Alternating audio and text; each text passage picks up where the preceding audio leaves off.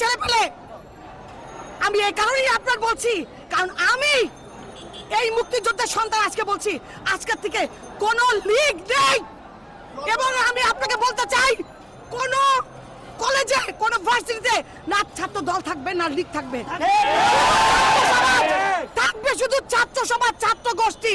ক্যাম্পাসে কোনো লীগ নেই, দল নেই। অনেক সহ্য করেছি, অনেক সহ্য করেছি।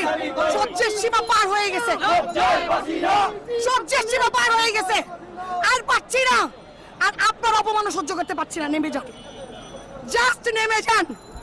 নয়তো দেখবেন আপনার আজকে হাতে রান্দা নিছেন, আমাদের সন্তানদের হাতে কিন্তু আমরা দা বটি যা আছে তুলে দেব। আত্মরক্ষা করার জন্য দেব। আজকে কেন রান্দা নিয়ে ছাত্রলীগের পোলাপান রাস্তায়? আপনি তাদেরকে রাস্তা থেকে হটান।